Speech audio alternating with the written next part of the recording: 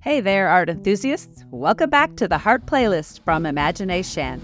If you caught our last episode, you've probably been doodling away with continuous blind contour drawings. Today we're exploring the emotional side of art through the magic of expressive lines. But before we dive in, a quick heads up, this episode touches on some heavy stuff, including reference to suicide. So take a moment to gauge your comfort level before you move on. All right, grab your sketchbooks. Let's kick things off by defining what a line is. And by all means, think outside of the box. Go crazy with verticals, diagonals, curves, zigzags, heck, even loop-de-loops. Mix up the thickness and try out different tools like colored pencils or markers. Fill a sketchbook page with as many lines as your imagination allows. Don't limit yourself to continuous connections. A series of dots, dashes, or a linear arrangement of shapes and marks when placed together will be perceived as a line. Think beyond conventional boundaries and explore non-traditional tools like using your finger to make smudges or create lines using tape or erasers, string, or even folds and cuts in the paper. What cool, unique, or outrageous stuff can you use to create your lines? For those seeking a more sophisticated touch, consider the concept of implied lines, those sneaky invisible lines that lead the viewer's eye around your image. Not only do these lines exist as perceived connections between dashes and dots, an implied line can also be formed with a hand pointing at an object, tapping into our natural inclination to follow the direction of a pointed finger toward its intended focus. Similarly, drawing eyes looking at something creates an implied line leading our gaze. So unleash your imagination and enjoy the process of pushing your creative boundaries. Now that you've cultivated some imaginative ideas about lines, let's delve into the art of infusing emotions into your lines. Grab a new sketch page and label one area happy and the other sad. I recommend using pencil and just focusing solely on line, no colors allowed. Incorporating your personal experiences into the line drawings can elevate their impact. So think of a joyful moment and let those lines flow, curly, rounded, you name it. Now flip the switch and draw sadness, maybe some downward lines and less curves. Feel the difference? Okay, wait, there's more.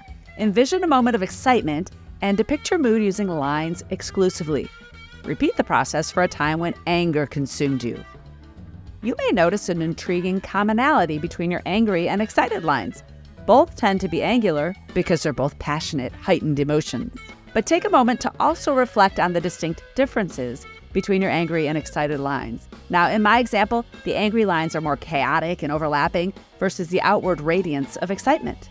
Remember, it's perfectly fine if your lines differ from mine. Your unique experiences and emotions shape your artistic expression. Your lines are perfect for you. Your lines, your story. Now, jot down some complex emotions and enjoy discovering the lines that best represent them. Or even crazier, create lines first, then determine which moods they emote. Play around, experiment, and discover the unique language that your lines speak. Okay, exercises aside, it's time to unleash your creativity. You are ready to depict your own emotions, feelings, and experiences. Try to convey these using only lines. Yep, just lines. Think of a poignant emotional moment and let the lines tell your story. Here's an example from my own life. I'll share a heartbreaking personal story, which I'll express through line. Like most sad stories, it started happy. Last school year, a new student joined my art class, and she and I bonded over a language exchange because she was a Spanish speaker and I was trying to learn Spanish while she learned English. So many of our conversations were filled with laughter and just amusing ourselves about our mistakes and mispronunciations. And also we talked about homesickness. She missed her country. And we even made plans to visit her hometown in Nicaragua with a group of teenagers through my charity One World, One Campus. So our shared stories, both happy and sad, connected us deeply. And when I noticed her really struggling, I reached out to her mom and her counselors, and everyone rallied around her. Well, it wasn't enough because tragically she took her own life last year, and the shock of her decisive and irrevocable action still lingers. And my line drawing reflects not only my profound sadness, but it also signifies the unfinished, the unfulfilled plans, the interrupted future. Like, I think of her and I think of silent beauty and the fragments of myself that broke and will forever remain broken in her absence. Line drawings can be intense, but they're also a powerful way to express, purge, and find your calm. And for me, drawing it out even helps to bring a sense of control over my own runaway emotions. Okay, but hey, let's lighten the mood a bit here.